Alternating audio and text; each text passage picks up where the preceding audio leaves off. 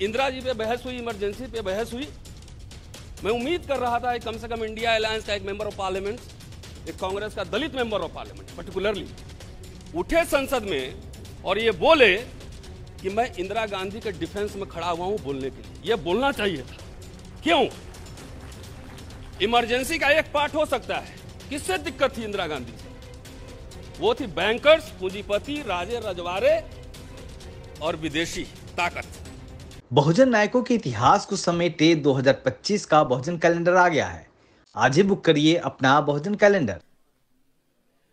शुक्रिया आदरणीय राहुल जी, सम्मानित मंच और दोस्तों। ज्यादा वक्त नहीं लूंगा क्योंकि आप सब राहुल जी को सुनने आए हैं, मुझे सुनने नहीं आए हैं। आज 30 जनवरी है, गांधी जी की हत्या कर दी गई थी। आप सबके बिहाफ पे नमन। और एक हिंदू द्वारा हत्या की गई थी, किसी मुसलमान, सिख, ईसाई के द्वारा नहीं की गई थी। वो किस संगठन से जुड़े थे, वो संगठन क्या है, आप सब जानते हैं, उसमें नहीं जाऊंगा। 5 मिनट में मुझे बात रखनी है। और मेरे पास एक चिट्ठी है, जब मैं 10 महीने का था तो इंदिरा जी ने अगस्त 2, 1973 को एक चिट्ठी लिखा था सारे सीएम को।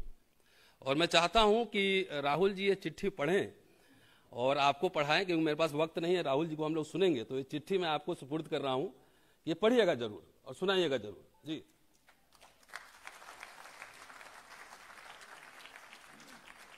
दोस्तों, वंचित समाज दिशा और दशा।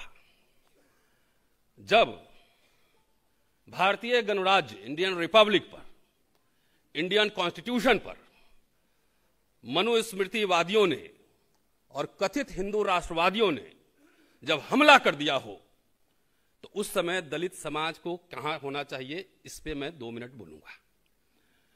और हिंदू राष्ट्र और इंडियन रिपब्लिक में क्या फर्क है, यह भी आपको बताऊंगा। कि अभी सीधा और सीधा मैं दलित समाज को ही एड्रेस करता हूं ज्यादा, क्योंकि संविधान और इंडियन रिपब्लिक से जो सबसे ज्यादा मिला है, जो प्रोटेक्शन, जो राइट्स, वो मिला दलित समाज को, एससी एसटी समाज को। तो इसलिए संविधान और इंडियन रिपब्लिक पे कोई खतरा है तो सबसे पहले इस समाज को आगे आकर फ्रंट पर संविधान और इंडियन रिपब्लिक की रक्षा करनी चाहिए।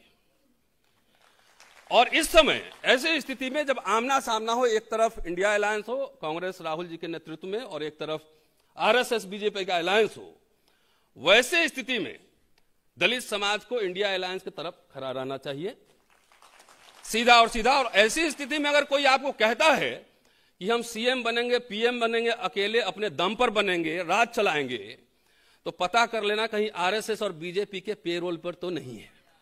पता कर लेना,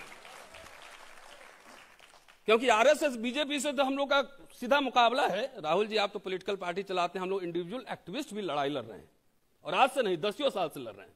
जॉन दयाल साहब बैठे हुए हैं, जानते हैं हम लोग की लड़ाई। तो इंडियन रिपब्लिक से ही दलित मिडिल क्लास बना।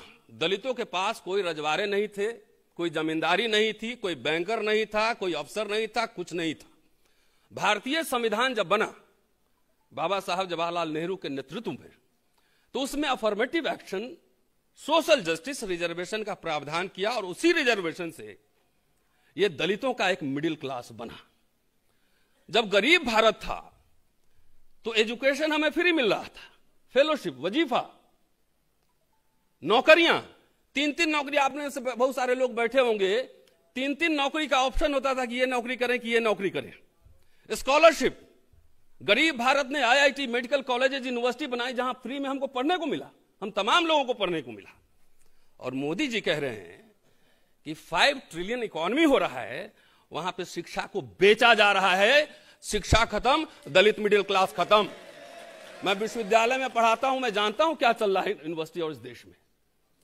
तो इसलिए भाई, मैं तो अभी संविधान पे बहस चल रही थी Rahul ji, and I was watching closely कि what is going on. Indira ji पे बहस हुई, इमरजेंसी पे बहस हुई। मैं उम्मीद कर रहा था कम से कम इंडिया अलायंस का एक मेंबर ऑफ पार्लियामेंट, एक कांग्रेस का दलित मेंबर ऑफ पार्लियामेंट पर्टिकुलरली उठे संसद में और ये बोले कि मैं इंदिरा गांधी के डिफेंस में खड़ा हुआ हूं बोलने के लिए। यह बोलना चाहिए था। क्यों? इमरजेंसी का एक पार्ट हो सकता है। किससे दिक्कत थी इंदिरा गांधी से?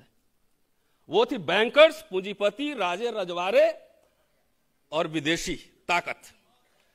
क्योंकि जिस समय दुनिया दो पोल में बटा हुआ था, इंदिरा जी ने भारत को एक महाशक्ति बना दिया। किसी को पता भी नहीं लगा, बांग्लादेश का चित्र बदल गया।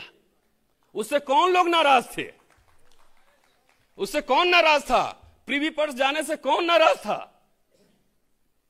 जमींदारी उन्मूलन से कौन नाराज था? बैंक के नेशनलाइजेशन से कौन नाराज था? वो पूरा पहला कू था। वो भारतीय गणराज्य, इंडियन रिपब्लिक के खिलाफ पहला विद्रोह था, वो जो जेपी लेड मूवमेंट था। और इंदिरा जी पे मैं तो बाबू जगजीवन नाम है, इंदिरा जी को पढ़ रहा हूं, लगातार पढ़ रहा हूं, अभी पढ़ रहा हूं, और इस पे खुल के बहस होनी चाहिए। मैं राय आपको क्या दे सकता, लेकिन दो आइडिया मेरे पास हैं। 6 मिनट हो गया, 1 मिनट और। मैं टाइम का पाबंद हूं, क्लास में टाइम से पहले जाता हूं, अब बाद में छोड़ता हूं। तो 2 आइडिया है कि एक तो आपके पास बड़ी टीम है, आप जो है एक टीम बनाइए कि जो आरएसएस कहता है कि 70 साल में कुछ नहीं हुआ, मैं नहीं कह सकता ना। मैं कोट टाई पहन के खड़ा हूं इधर, बढ़िया शर्ट है, बढ़िया पैंट है, ये सब हुआ 70 साल में। एकदम हमारे लिए गोल्डन एरा था, वो दलितों के लिए गोल्डन एरा था। ये अनदर पार्ट है, ये this is another reading of emergency. इस पे बहस होनी चाहिए, खुल के बहस होनी चाहिए। कोई हमें पीटता नहीं था, फ्री शिप हो गया था, यूनिवर्सिटी कॉलेज में बुला बुला के पढ़ाया जा रहा था, नौकरियां दी जा रही थी, और पीटता था कोई तो पुलिस एक्शन में आता था। इंदिरा जी खुद बेलची गई थी हाथी पर बैठ के। नहीं है तो हमें एग्रेसिवली ये बात को आगे बढ़ाना है। 2 आइडिया है, एक रिसर्च टीम पूरे पब्लिक सेक्टर यूनिट पे रिसर्च करे कि मोदी जी वही बेच रहे हैं जो इंदिरा जी और जवाहरलाल नेहरू और राजीव जी ने बनाया था, वही बेच रहे हैं। और मैं समझता हूं इंदिरा जी पे डिफेंसिव होने की जरूरत, सर डिफेंसिव होने की जरूरत नहीं है। क्योंकि जो स्थान इतिहास में बिस्मार्क का है जर्मनी के यूनिफिकेशन में, जो स्थान अब्राहम लिंकन का है अमेरिका के इतिहास में, वही स्थान मैं समझता हूं कि भारत में नेहरू जी, इंदिरा जी, तमाम ऐसे लोगों का वही स्थान है। अब मैं ताजुब होता हूं कि इतिहास, अभी एक किताब आई है इंदिरा जी पे और राजकमल प्रकाशन से अनुवादित है, अमेरिका में एक प्रोफेसर है, उन्होंने लिखा है। इस पे बहस होनी चाहिए और डिफेंसिव होने की जरूरत नहीं है, एग्रेसिव होकर अपनी बात रखनी चाहिए। और मैं दलित समाज से खास तौर से कह रहा हूं कि भारतीय गणराज्य में आपको नौकरियां मिली, शिक्षा मिली, फ्री का स्वास्थ्य मिला, वजीफा मिला, फेलोशिप मिला। आज हिंदू गणराज्य में हाल जाके देख लीजिए, दिल्ली यूनिवर्सिटी में 20,000 से कम में एक बच्चा नहीं पढ़ सकता है महीने का। हम लोग 600 रुपया में पढ़े दिल्ली यूनिवर्सिटी में। तो इसलिए हिंदू राष्ट्र में आरएसएस, बीजेपी आप लोग का शिक्षा, नौकरी सब छीन लेगा। और जो 70 साल में थोड़ा सा हम लोग बढ़िया कपड़ा हुआ था ना, और थोड़ा पेट भी निकल रहा था, खेत में काम करने के लिए भेजने की तैयारी कर रहा है कि आपका बीपी शुगर सब ठीक हो जाए, और कोट उतरवा देगा, खाली गले में टाई लटके छोड़ देगा। इसलिए किसी भी तरीके से राइटिस्ट फोर्सेस को हराइए और एक सेकुलर डेमोक्रेटिक भारत, और दलित पॉलिटिक्स हर समय सेकुलरिज्म के साथ जाएगा, कम्युनल फोर्सेस के साथ नहीं जा सकता है।